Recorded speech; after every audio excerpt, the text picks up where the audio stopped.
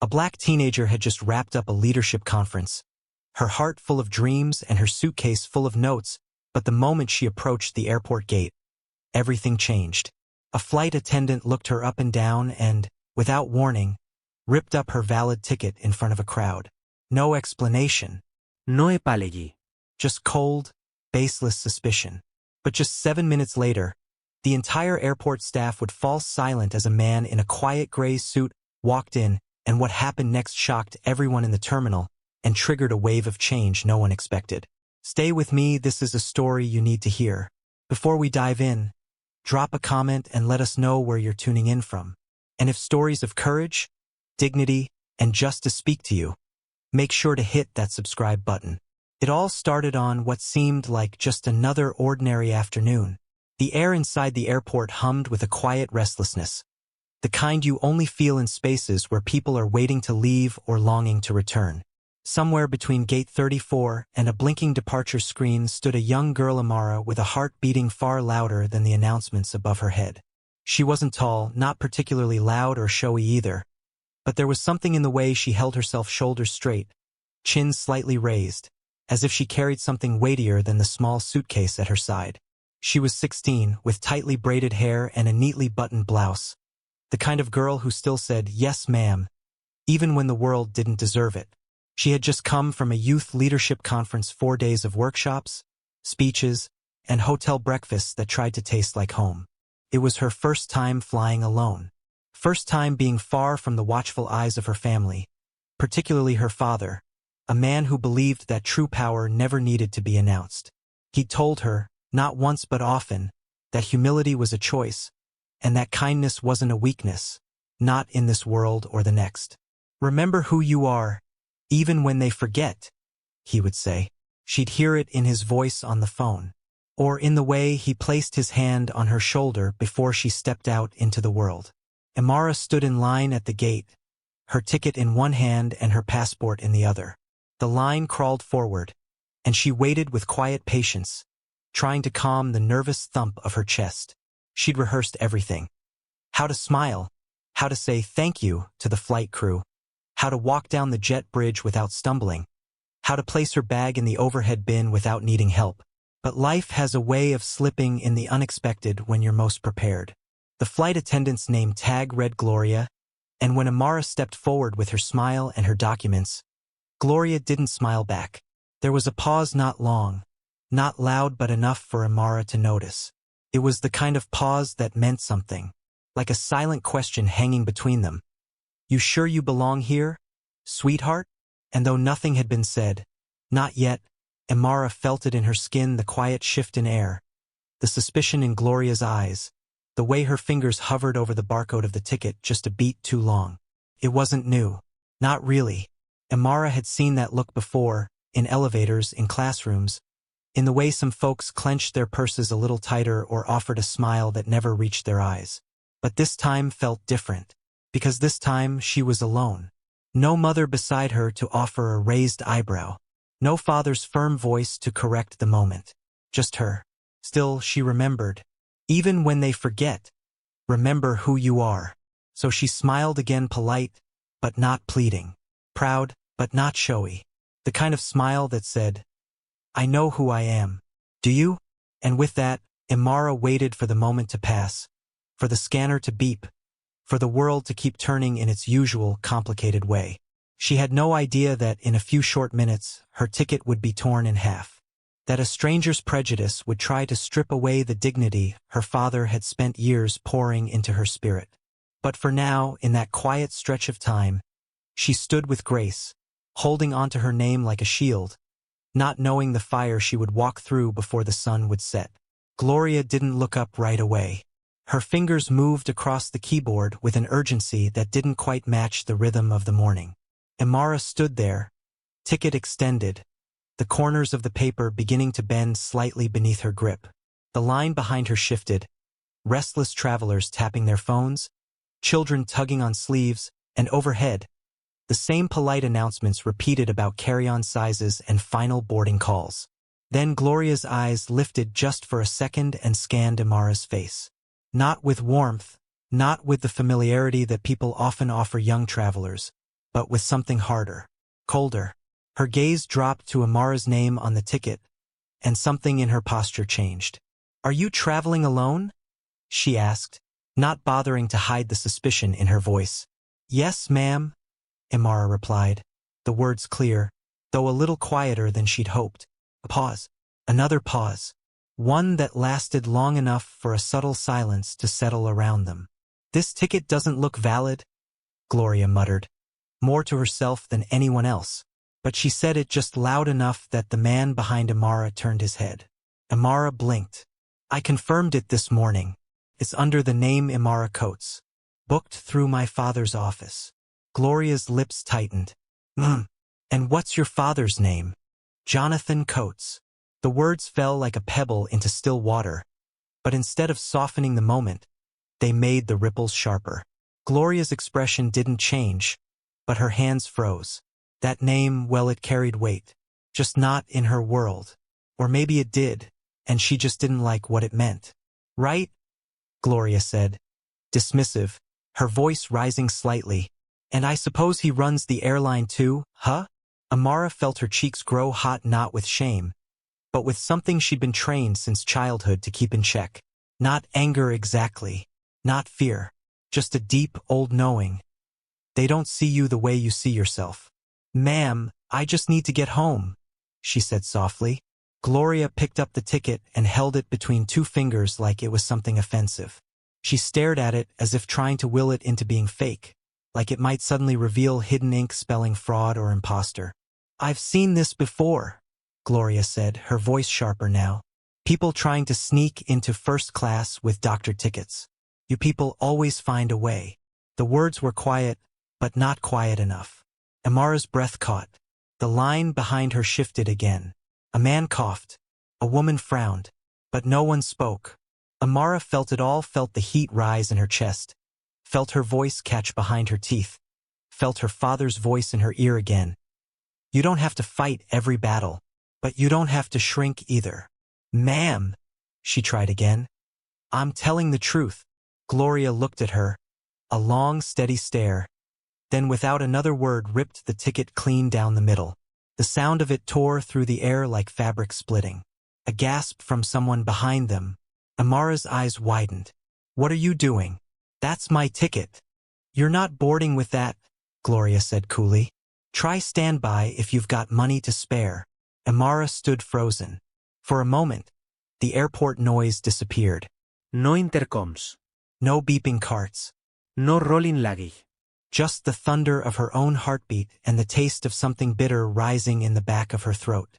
She looked down at the torn paper in her hands, something she'd held so carefully, so confidently.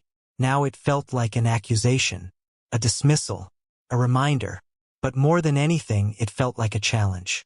And challenges, her father had told her, were just tests wrapped in disguise. So she stepped aside, not defeated, but deliberate. She pulled out her phone. The air around her had shifted. People were watching now. A few whispered. Most just looked away. But Amara didn't look away. She looked inward. Then she dialed the one person who would understand not just the insult, but the injury beneath it. Her father. The man who had built this airline from nothing. The man who taught her never to bow her head unless she was picking someone else up. He answered on the second ring. She didn't cry. She didn't beg. She simply told him what happened, holding the two halves of her dignity in her hands. The call ended, but the words still clung to Amara's ears like a lifeline whispered in a storm. "Let me handle this." Her father's voice had been calmer than she would have expected, but beneath it pulsed something deeper. Something that moved like a quiet tide shifting under a still ocean. It wasn't anger in his voice. No, Jonathan Coates didn't raise his voice when he was angry. He became deliberate, measured, like a man who'd built his empire not by shouting, but by refusing to be ignored. Amara stepped away from the counter, holding the torn halves of her ticket like they were pieces of something sacred. The crowd had thinned, and yet she felt the weight of unseen eyes, the pitying glances, the averted stares, the silence that filled the spaces where empathy should have been. She moved toward a row of chairs by the window, near gate 34, and lowered herself gently into the seat, pressing the remnants of the ticket between the pages of her journal like fallen petals she wasn't ready to throw away. Outside, planes crept along the tarmac, their wings catching the late afternoon light. One by one, they lifted from the earth, smooth and defiant, rising into skies that paid no mind to boarding passes or names. She watched them, and for a moment, imagined herself among them soaring, unbothered, unjudged. But the ground beneath her held firm, and the ache in her chest reminded her that she was still here, still waiting. She thought of the conference she'd just left, of the other teens she'd met, future doctors, journalists, advocates, each of them filled with fire and hope, talking about justice like it was something they could reach out and grab. She remembered one boy with freckles who had spoken with trembling hands about being the first in his family to even dream of college.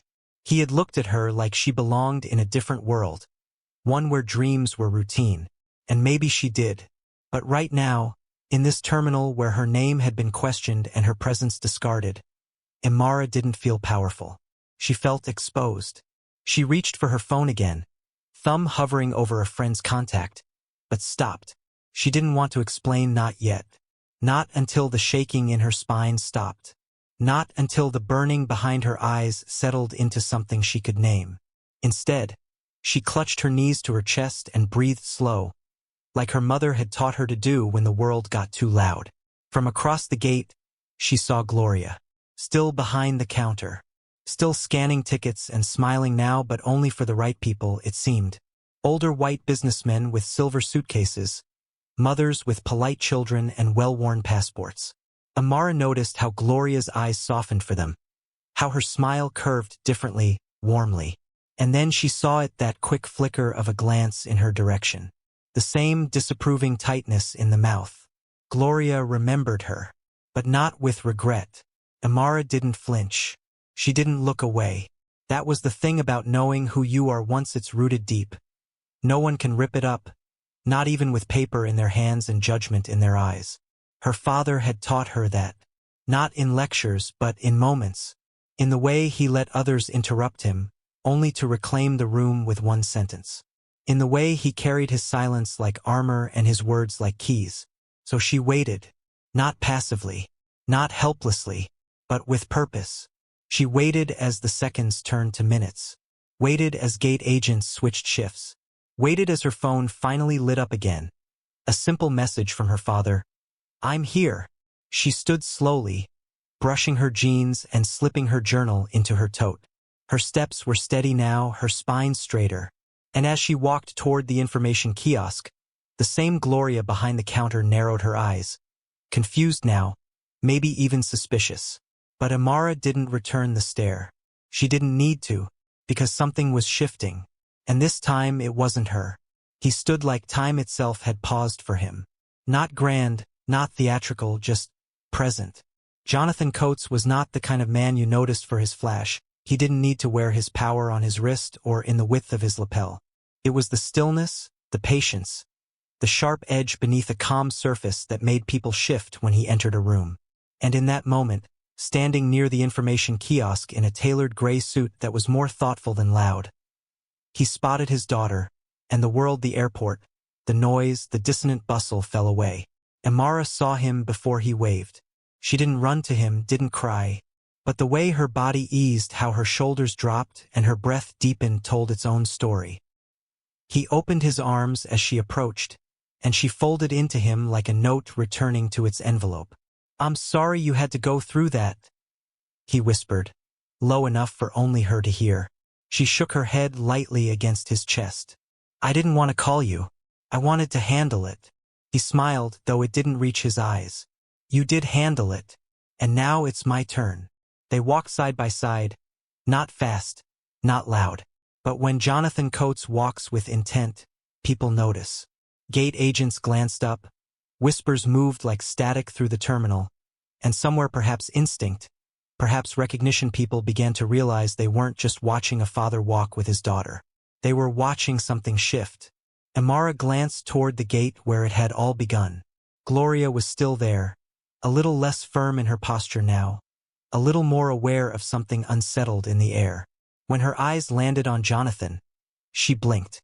Once, twice, Recognition flickered, then quickly gave way to something else: uncertainty. Jonathan didn't raise his voice, didn't demand anything. That wasn't his way. He approached the supervisor, a man named Richard in a navy blazer who looked like he'd seen his fair share of customer complaints, but not many customers like this. "Good afternoon," Jonathan said evenly. "My daughter was denied boarding. Her ticket was torn up in front of a crowd. I'd like to understand why." Richard's face shifted the way men's faces do when they realize a conversation is no longer small. "Mr. Coates," he said, clearing his throat, I wasn't aware. Let's step into a quieter area. Shall we?" They were ushered into a back corridor behind the gate counter, into a room that smelled faintly of coffee and copy paper, walls lined with flight schedules and forgotten luggage tags. Gloria followed, trying to hold onto her professional veneer, though her eyes darted from Jonathan to Amara like she was slowly beginning to understand the weight of what she'd done. Jonathan didn't sit. He didn't point or raise his voice. He simply looked at Gloria, and in that silence the room seemed to lean forward, listening. "You tore up my daughter's ticket," he said softly. "You accused her, dismissed her, publicly humiliated her. Not because of what she did, but because of what you assumed she was." Gloria opened her mouth to speak, but the words fumbled. "I thought it looked suspicious, sir. We've had incidents. I was just trying to protect the integrity of the flight." Jonathan raised one hand not to silence her, but to end the excuse. "No one is asking you to explain what you thought," he said, eyes steady. "I'm asking you to understand what you did." Gloria looked to Richard, as if hoping he might step in, redirect the blame, soften the edges. But Richard only swallowed and said, "Mr. Coates, we're deeply sorry. We'll issue a replacement ticket immediately. First class, of course. And we'll address this matter internally." Jonathan nodded once. "You'll do more than address it. You'll review your policies. You'll ask yourselves what made her so invisible to you until I arrived." He turned then to Amara, who stood silently behind him, her eyes sharp, her breath steady. "This isn't about a seat on a plane," he said. "It never was." Gloria murmured something that sounded like an apology, but Amara didn't respond. Not with words. She simply met the woman's eyes for a long, unflinching moment, and in that silence, she said everything. As they stepped back into the terminal, father and daughter side by side once more, the air felt different, cleaner somehow. The gate agents straightened a little more quickly, their greetings more careful. Not because they feared power, but because they had witnessed something undeniable. Jonathan placed a gentle hand on Amara's shoulder. "Are you all right?" She nodded. "I'm better now." And as they moved toward the lounge to wait for the reissued boarding pass, she felt something solid return to her chest. Not just safety, not just justice, but the confirmation of something her father had always told her, and which today she had proven true. You never need to raise your voice when your presence speaks louder than their assumptions. They sat in the airline lounge where the lighting was softer, the chairs more forgiving, and the coffee less bitter. But comfort didn't undo insult. Amara leaned back slowly in the wide leather chair, the scent of warm croissants drifting in from the buffet nearby. She didn't reach for one. Not yet. The sting of the gate still clung to her, like the cold after a storm that refuses to leave your bones even when the sun's out again. Across from her, Jonathan sat with hands steepled beneath his chin, eyes not on the room, but on her. He was watching her carefully, like a craftsman inspecting a sculpture for cracks after an earthquake. He had stepped in when he needed to. He'd done it as a father, not as an airline magnate. But what haunted him wasn't just Gloria's words, it was the way his daughter had almost believed them. "You know," he began quietly, "when I started this company, there were days I had to stand in lobbies and listen to people explain to me why I wasn't the right kind of man to lead anything that flew." He smiled faintly, not bitterly. Some said it directly, others used prettier words, but the meaning was always the same. Amara looked up, her voice steady, but soft. "And you kept building anyway." "Because I wasn't building it for them," he said. "I was building it for you." They let the silence settle between them again, unhurried. Outside the window, a jet lifted into the sky like a slow-moving miracle, its silver wings slicing the clouds. For a long time, that was all Amara could hear, the low hum of departure. And then, she turned to him. "I don't want this to be just about me," she said. "It can't stop at a first-class ticket." That woman, she wasn't surprised because she was cruel. She was surprised because she's never been taught better. Jonathan studied her, a quiet nod unfolding from his shoulders. "So what do you want to do?" She reached into her bag and pulled out the notebook she'd carried through the conference. The cover bent at the corners, pages marked with the handwriting of ideas born in dormitory hallways and breakout rooms. "At the conference, we talked about bias training. Real training, not those shallow, once-a-year videos.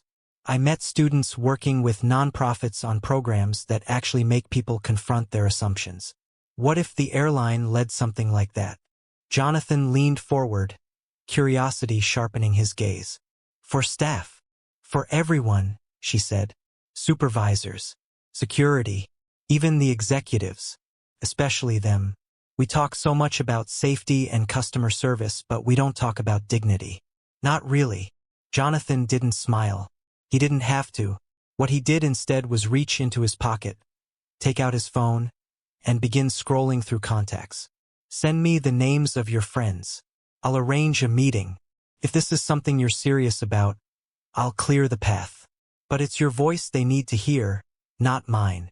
Amara paused, heart ticking in her chest like the second hand on a watch too big for her wrist. And then, without hesitation, she nodded. "I want to do it." He looked at her for a long time, not as a father, but as a man watching someone become. "Then let's start tonight." The speakers overhead buzzed softly, announcing the departure of another flight. Neither of them moved.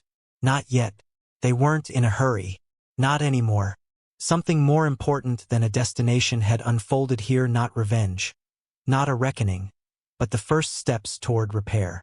Later, long after they boarded, long after Amara settled into her seat beside her father in the quiet hush of first class, she stared out the window at the fading skyline and thought of Gloria, not with rage, but with resolve.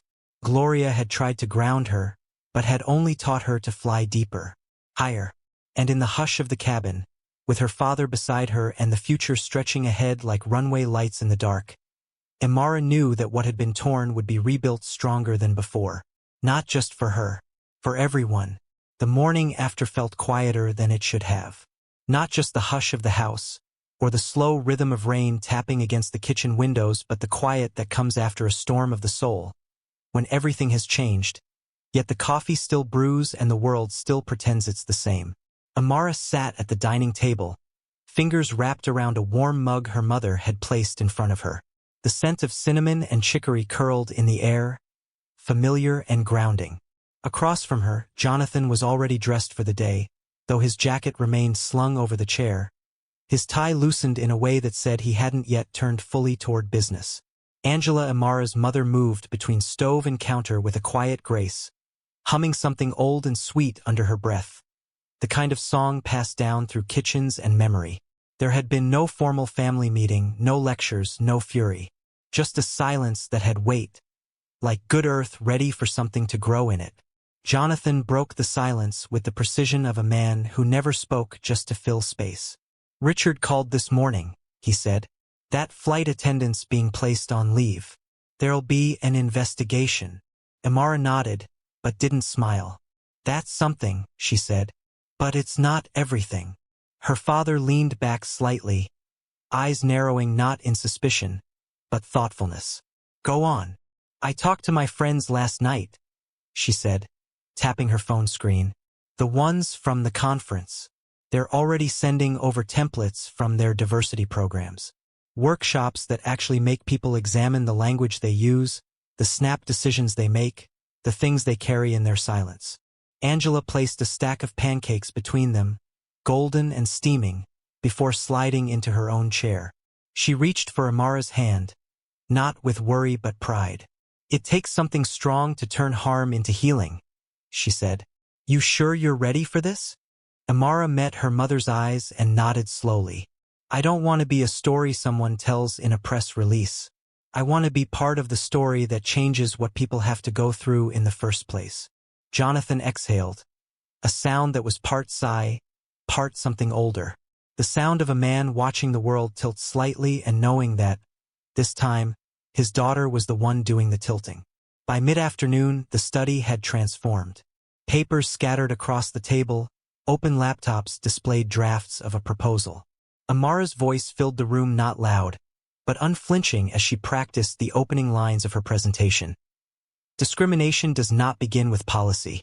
It begins with perception, and perception can be unlearned. Jonathan sat nearby, offering feedback only when needed. He had spent his life learning how to command a room. Now, he was watching his daughter command something greater a reason. Angela came in once, a cup of tea in her hand and a quiet tear in her eye that she wiped away before anyone could ask. She didn't need to speak. Her pride was the kind you wore in your bones. As dusk approached and the city lights blinked on in the distance, Amara closed her laptop. She was tired, but not weary. This wasn't the tiredness that came from fighting to be seen. This was the kind that comes when you are seen and finally get to do something with it. That night, before sleep took her, Amara lay in bed and stared at the ceiling. Not haunted, not afraid, just awake with purpose. She thought of all the people like her who had waited at gates with valid tickets and invisible lives, who had been told, silently or aloud, you don't belong here. And she promised herself something quiet, something enduring. Next time, they'll know better. And the time after that, maybe they won't have to learn it at all. The boardroom smelled faintly of polish and tension. Like most places where decisions too long delayed are finally forced to sit at the table. The windows overlooked the city, the kind of view meant to inspire confidence or distract from doubt, depending on where you were seated. Amara Coates, just 17, took her place not at the edge of the room where guests were expected to watch silently, but at the head of the table because her father insisted, and because she earned it. The air was thick with the kind of quiet that says someone doesn't belong though no one dared say it outright. Men and women in tailored suits flipped through printed proposals, eyes skimming lines they hadn't written, concepts they barely understood. One or two board members older, more seasoned, offered polite smiles that never quite reached their eyes. But one woman, with silver hair and a nameplate that read Cynthia Morel, tapped her pen and watched Amara closely, not with condescension, but calculation. Jonathan sat beside his daughter, not as the CEO this time, but as a silent guarantor. He had spoken before they entered, his voice low. This room may not be ready to hear you, but that's not your fault. Make them listen anyway. Amara cleared her throat. No microphone. No notes, just her voice. 2 weeks ago, she began, I sat at your gate with a valid ticket, in plain view of a system that decided I didn't belong. My story isn't new. That's the problem. They listened. Maybe not warmly.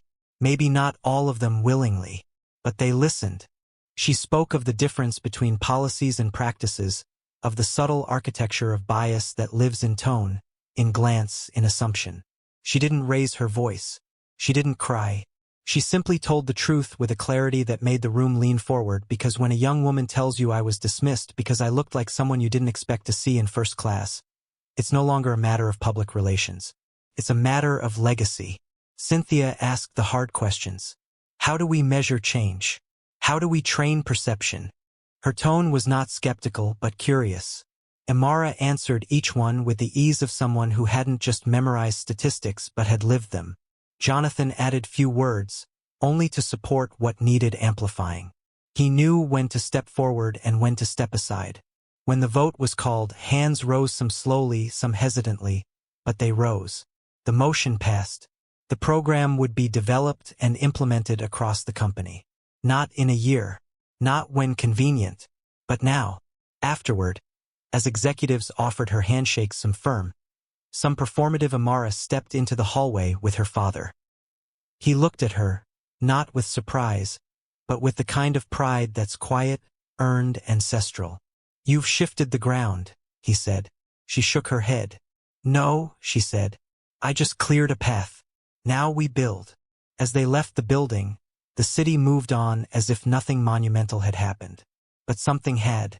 It had started in a torn piece of paper and ended in a room full of power being told the truth by a girl who refused to sit quietly. And in that quiet revolution, something ancient stirred.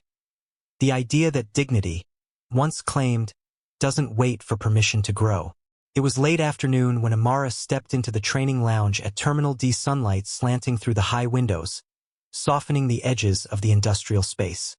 The chairs were arranged in a wide circle, not rows. No podium. No hierarchy. Just faces. Faces that had seen thousands of passengers pass through. Faces that had greeted the world from behind desks and uniforms. Faces that now turned toward a teenager with more calm in her step than most adults twice her age. She didn't wear a name tag.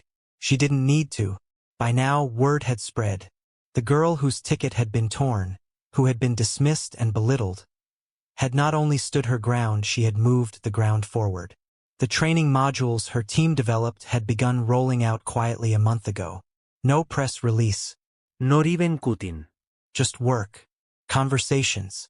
Mirrors held up not to punish, but to reflect. One of the women in the group, older, with a voice like gravel and hands that looked like they'd held crying children and angry passengers alike, raised her hand before the session began. "Can I say something?" Amara nodded, careful not to speak over the moment.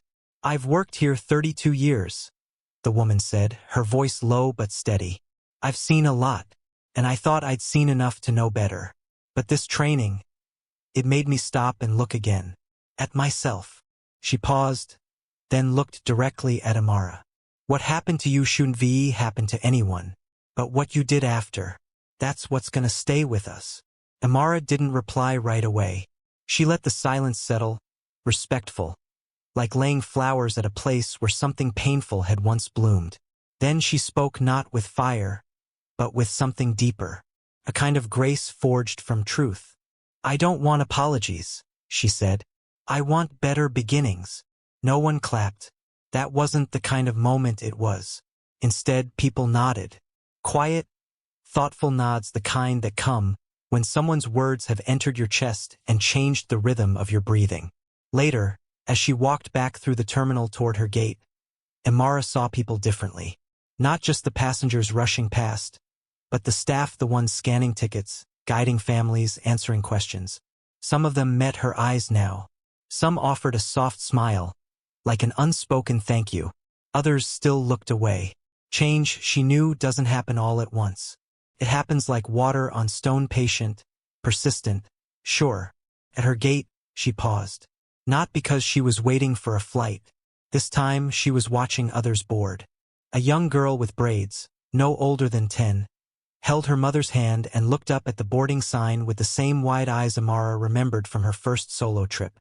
The gate agent knew, maybe trained just last week, bent down to speak gently to the girl, smiled, then offered her a pilot's wing pin. The girl's face lit up like morning. Amara smiled to herself and turned to leave. This was never about getting her seat back. It was about making sure no one else had to lose theirs to be seen.